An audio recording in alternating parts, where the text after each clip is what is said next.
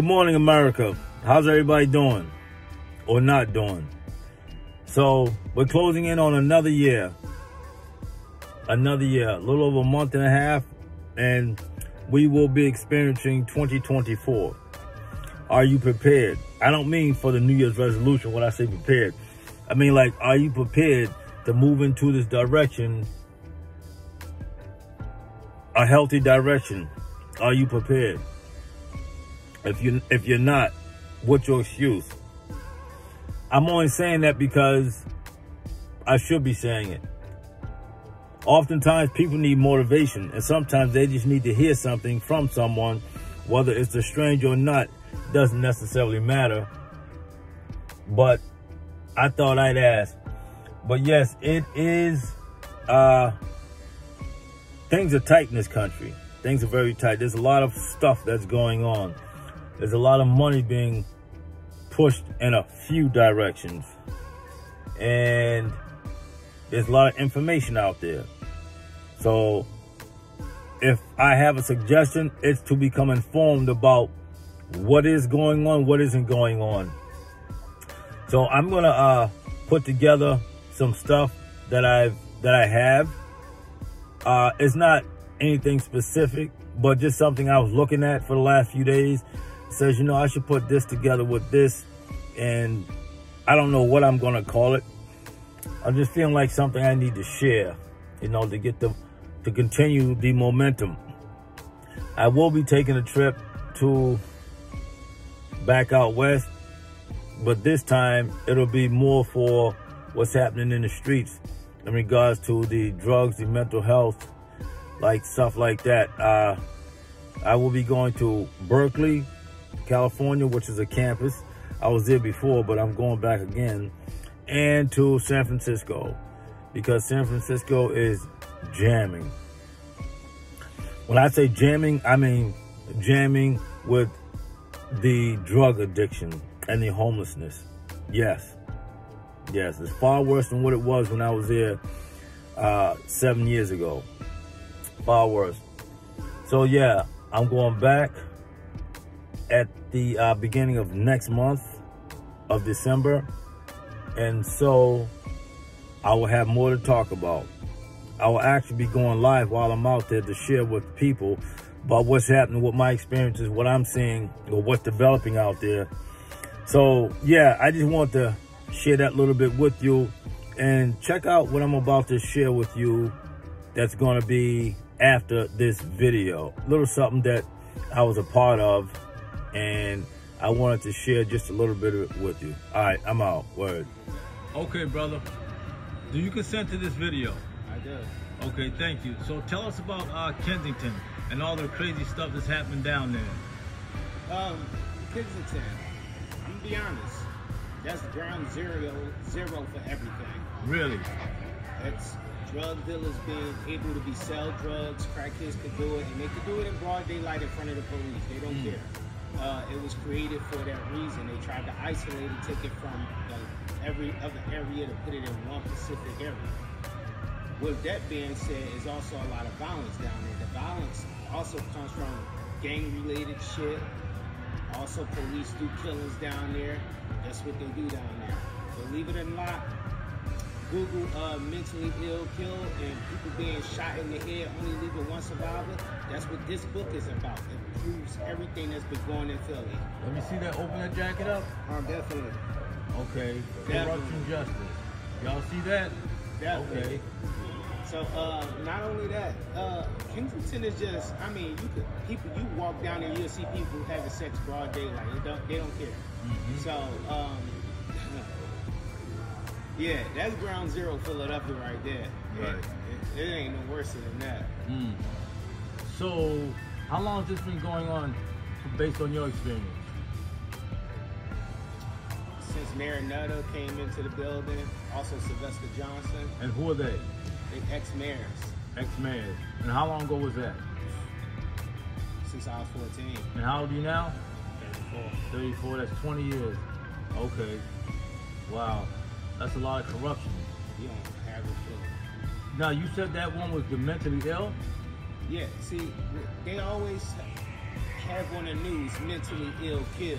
And I couldn't figure out why all these people was having mentally ill killed. So I started getting investigated by the police, and I kept being 302 to 302 to 302, and I couldn't figure it out. So I became my own little private investigator. Found out cops were putting money in my account to get me hit as a paid snitch. Yeah,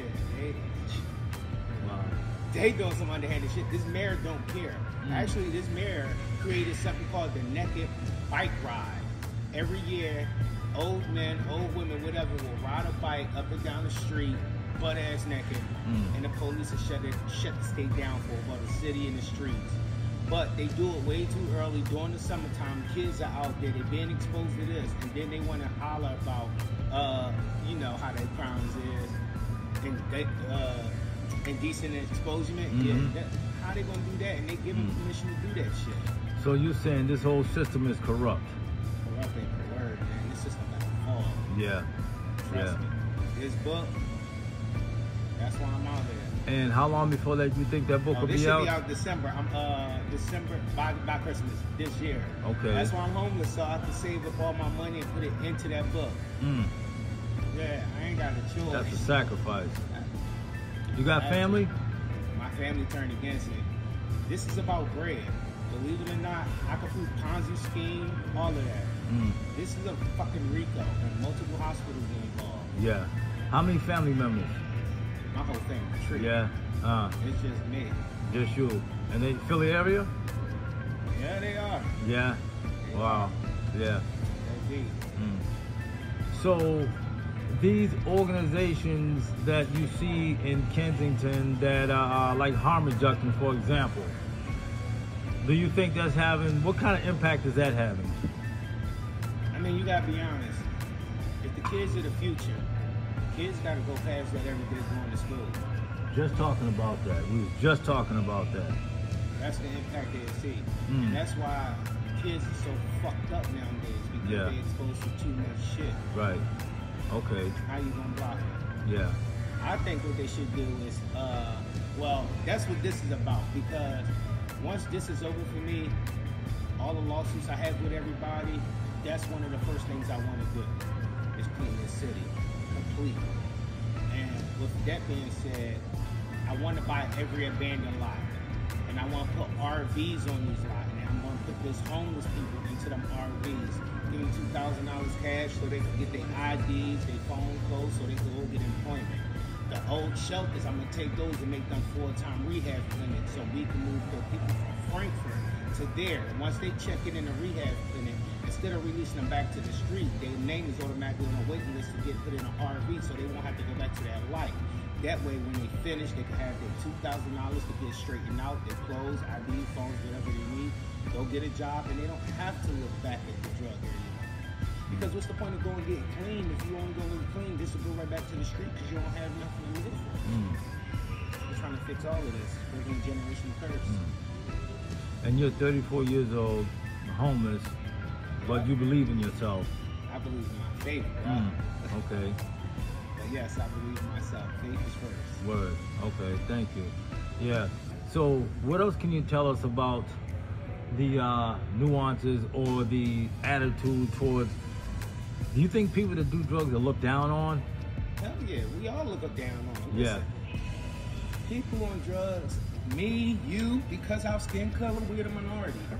So it don't matter. No matter how much money we have, we always gonna be looked down on. They just look down on worse. I mean, we at the bottom, African Americans on the bottom of the totem pole. Okay. But under African Americans is the homeless and the crackhead. Right. We all stepped over, man. So okay.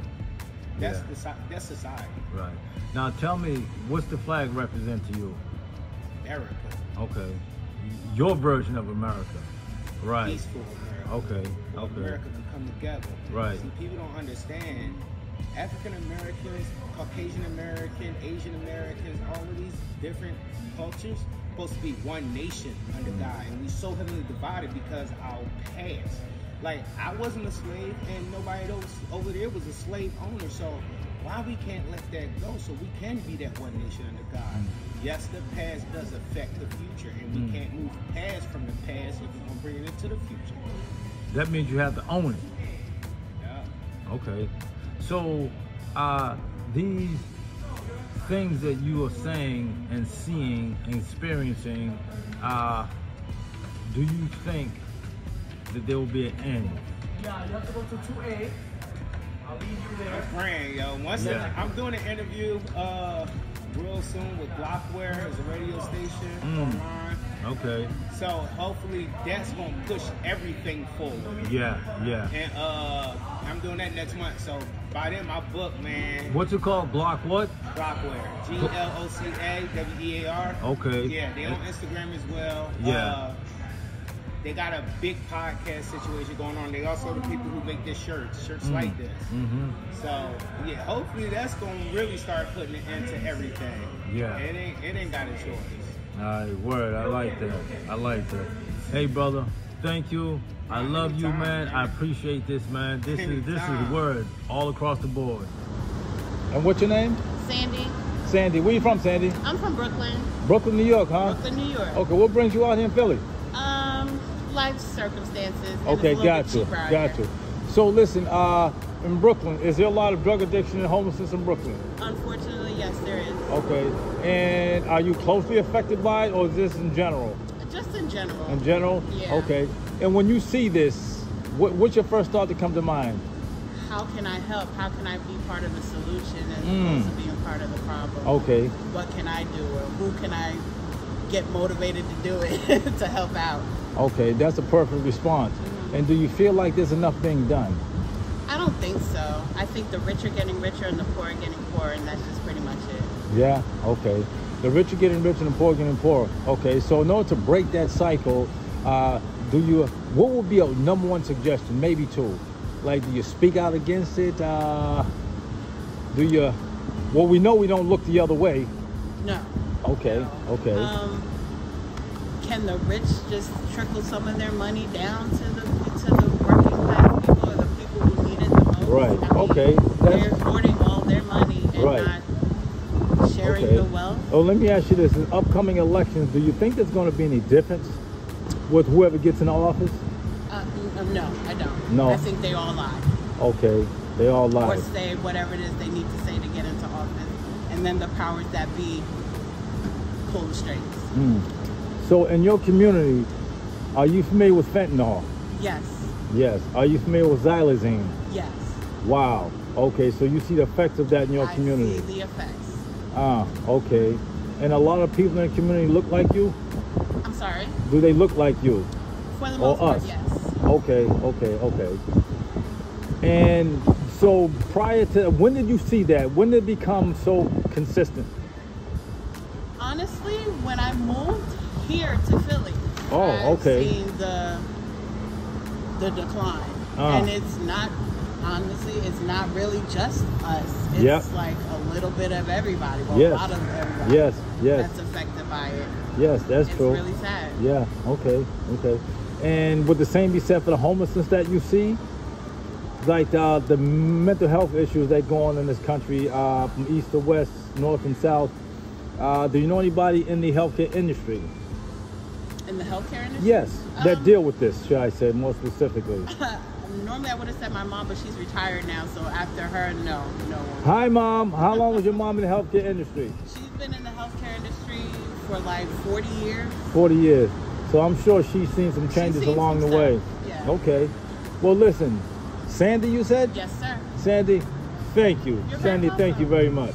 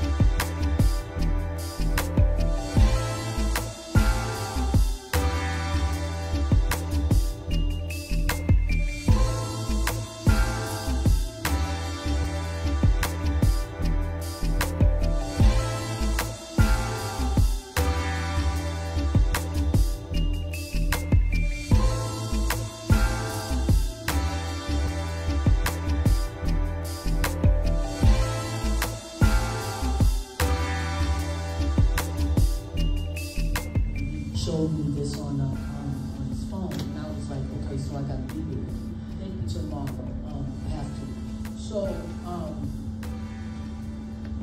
I no longer live in Boston, not by choice. I've been gentrified. So I don't know a lot that goes on in the city. Like, so, like, when we talk about community, like, one of my biggest fears is that we don't really have community because of the gentrification. Like, but it puzzles me when we have these kind of forums and there are empty seats and there's space around the world, because I think they should be full. Because mass incarceration touches everybody, even the people who's doing it, because a CEO is incarcerated as well. You spend a whole bunch of hours incarcerated too. And to treat a person, I did over 11 years incarcerated. Not all at once, but I did 3, 7, and 1, 3, 7, and 1, and 1 on a violation with the feds. And so I've seen a lot. I've seen a lot. I thought maybe God was allowing me to go through this path so that I could reach back and assist. Right now, I do mental health work. I'm in the mental health work. But I work out in the suburbs with a lot of people that do not look like me, and I'm sorry, but I don't care about what they do. I just don't. I want to work with people who look like me, who've been through what I've been through, because I know those people are hurting. I am still hurting, and growing every day. But the mass incarceration thing is just so big to me, like it's so evil to me, everything about it. And I just want to be a part of the solution, and I just want to say, I'll just keep coming. Thank you. Thank you. Thank you for that question. I'm a brother that spent the better part of 30 years in prison. As a civilian, I would go in, I was a chaplain, and I went, and I've been in all of the prisons in Massachusetts, from the most violent prison, the Max, Super Max, DDU, and I got a chance to walk through those halls, through those corridors, and even the cell blocks, and even the little cells. And so I would say that that's the misnomer, right? A lot of times when people found out that I'm a chaplain, I go to prison every day, people say, man, aren't you scared of going in jail? Isn't it dangerous? And the truth of the matter is I felt more danger from the COs than from my brothers, right? That's a fact. Yes, sir. As a black man going in prison, going behind those walls, I felt more hostility, more anger, right? I felt more threatened by the staff than by the brothers. Truth of the matter is, I'm so happy that we're having this event. A lot of these brothers, Supreme, Brother Sean, Brother Richard, and all these brothers, I walk. Matter of fact, when I was in prison, these are the brothers that held me down. I felt secure around these brothers. See my brother Toot back there, right? So the truth of the matter is that the lifers are really the ones that are controlling the culture in a positive way, as Brother Sean was saying. They're making being intelligent cool. They're making going to the law library and studying the law. They're making that cool. They're making becoming politically active cool. They're the ones that are running the cultural program. So no, I don't think that it will contribute to the violence. Matter of fact, it's going to contribute to decreasing the violence, because these are the very same ones that are the bona fide, certified leaders of the young people in the community. Right. And they have a record that proved that, but they have transformed their lives. So who better to come back and impact with the young people on the street to get them to learn what they learned behind prison? Because behind prison, a lot of the brothers that are lifers, they were yesterday's shooters. Now, there's a lot of them that were wrongfully convicted, but like Supreme said, he took responsibility. He said, yeah, I didn't claim to be wrongfully convicted. I participated in the violence. But this brother and others have created programs to change men's lives. And so, no, it won't contribute to the violence. I think that it's part of the solution. Brothers coming home after learning their lesson, after maturing and growing, they are part of the solution. to the violence out here in the community. They're not going to contribute to that violence. They're going to stop it. That's what I wanted to add. Thank you. Thank you.